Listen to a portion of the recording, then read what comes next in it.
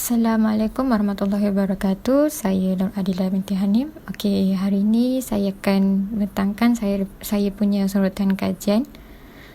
Okey, bab 2, sorotan literatur pengenalan. Dalam bab ini, pengkaji akan membincangkan sorotan literatur mengenai kajian-kajian yang berkaitan kefahaman tentang sindrom celebrity worship. Selain itu, tahap subjektif well-being individu juga sangat mempengaruhi kepada perkembangan sindrom celebrity worship dari segi kognitif dan efektif dalam diri individu sehingga boleh mewujudkan hubungan parasosial di kalangan remaja. Okay, seterusnya kita pergi kepada definisi celebrity worship. Menurut Jackie K 2013, dalam kajiannya, celebrity worship didefinisikan sebagai satu jenis penyembahan atau ketaksuban individu terhadap seorang idola yang berpengaruh di mana individu merupakan seorang yang sentiasa mendapat perhatian dari orang ramai dan pelbagai saluran media secara meluas. Idola tersebut dikategori daripada bintang terkenal seperti pelakon, penyanyi dan sebagainya, serta individu yang memberi sumbangan besar dalam kerjanya seperti saintis, ahli politik dan lain-lain. Selain itu, definisi celebrity worship dalam kajian Yasmin Jamilah, Nur Hudaya, Nandang Budiman 2020, ia merupakan satu bentuk perikatan psikologi yang kuat yang di mana hubungan antara seorang individu dengan idola yang digemari dijadikan sebagai tumpuan utama dalam diri individu tersebut. Ini disebabkan oleh tahap cinta individu terhadap aura persona yang ditunjukkan oleh idola tersebut sehingga menimbulkan rasa kesetiaan, kerelaan untuk melaburkan masa dan wang semata untuk idola yang digemari. Menurut Chapman dalam Arini 2018 juga menerangkan celebrity worship didefinisikan sebagai satu sindrom perilaku obsesif dan ketagihan individu terhadap selebriti yang diminati serta segala hal yang berkait rapat dengan selebriti tersebut sehingga boleh membawa kepada peningkatan tahap sindrom celebrity worship yang tinggi oleh individu tersebut. Kajian daripada Titi Noor 2019 menunjukkan individu yang mengalami sindrom celebrity worship dapat dilihat daripada pelbagai keadaan seperti Werder effect atau copycat suicide, iaitu peniruan tindakan membunuh diri setelah kematian seseorang yang diminati.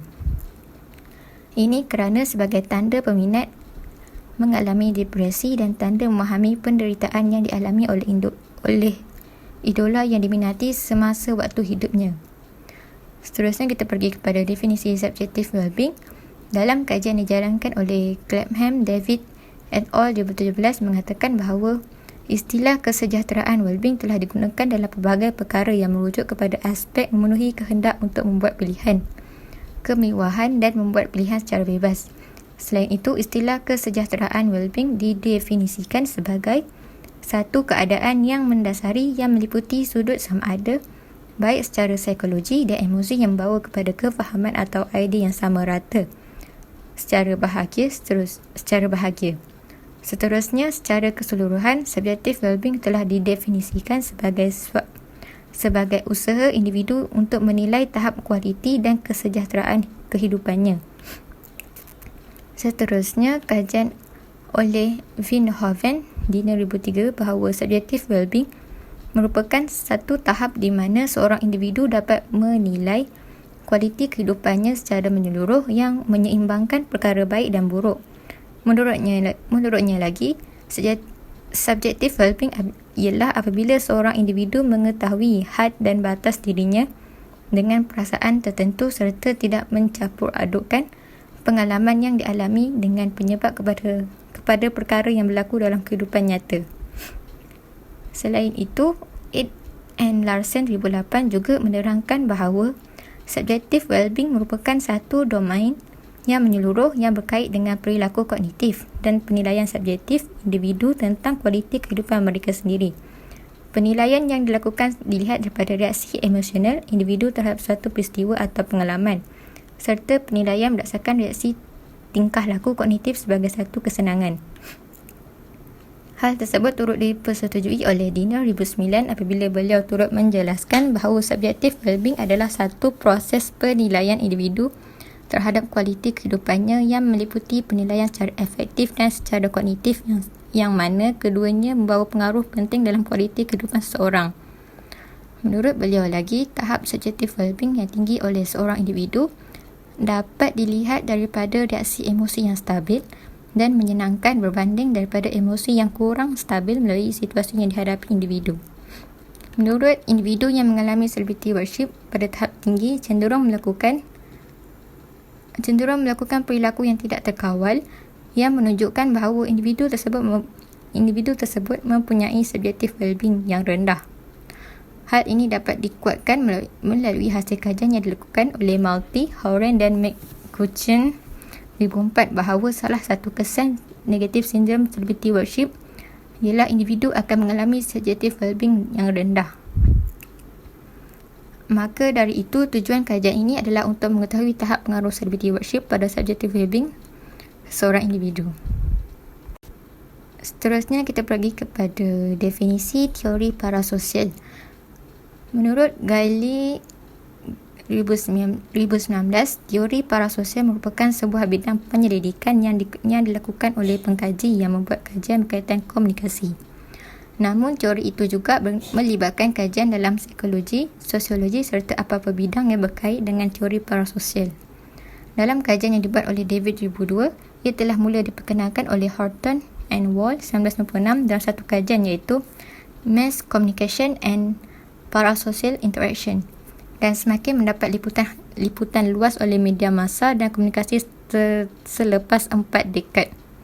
Hal itu bermula apabila keduanya berminat dengan gaya penyiaran radio yang telah menggunakan satu teknik iaitu flicking atau dikenali sebagai teknik persembahan. Teknik itu digunakan oleh penyiar radio kerana ibarat untuk membuat para pendengar merasa seolah-olah mereka berada di rumah sambil mendengar rakan lama berborak. Melalui penyiaran radio, Horton dan Wall berpendapat bahawa pendengar akan cenderung kepada ilusi keintiman dengan persona penyampai radio, sama ada secara nyata atau fiction, sehingga membawa kepada teori interaksi parasosial hingga wujudnya hubungan parasosial. Seterusnya, dalam kajian oleh Dibble, Jason et al. 2016, interaksi parasosial dan hubungan parasosial sering disamakan secara konseptual dan metodologi yang menyebabkan para penyelidik kurang jelas mengenai konsep mana yang perlu diguna pakai.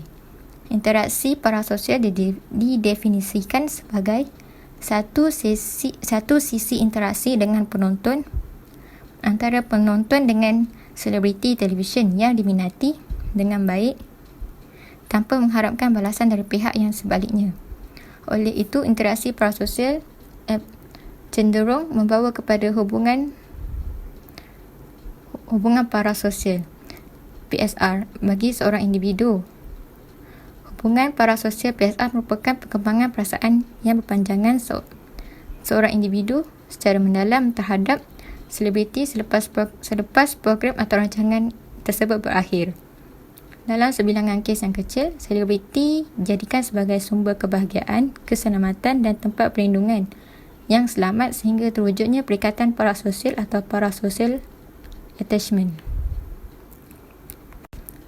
Seterusnya, menurut McFishery 2014 menerangkan bahawa hubungan parasosial berasal dari kajian awal interaksi parasosial PSI yang dilakukan oleh Horton dan Wall pada tahun 1996 dan alat ukuran pengembangan skala interaksi parasosial PSI yang diperkenalkan oleh Peirce dan Rubin pada tahun 1989. Beliau menggambarkan hubungan parasosial merupakan hubungan satu sisi di mana satu pihak tahu dan mengenali banyak perkara tentang pihak yang lain, tetapi pihak sebaliknya tidak tahu apa-apa tentang perasaan. Ini adalah hubungan persahabatan yang dirasakan atau keintiman yang dirasai oleh satu pihak terhadap individu yang aktif dalam media. Dalam Schmidt menurut dalam Schmidt dan Clifford 2011. Contohnya, hubungan antara peminat dan selebriti yang diminati atau pengaruh daripada selebriti televisyen dari segi tingkah laku dan gaya hidupnya terhadap kehidupan penonton. Maaf Ustazah, saya sebelum berakhir saya nak beritahu bahawa saya dah tukar objektif kajian, di mana saya mendapati objektif kajian saya sebelum ni agak susah nak mendapat maklumat. Jadi saya tukar kepada objektif kajian yang lain, iaitu pertama, mengenal pasti tahap kefahaman masyarakat tentang sindrom celebrity worship. Kedua, mengkaji tahap subjective well-being yang mempengaruhi sindrom celebrity worship. Ketiga, menganalisis hubungan di antara sindrom celebrity worship dan pembentukan hubungan parasosial di kalangan remaja. Okey, sekian saja saya punya sorotan literatur. Terima kasih.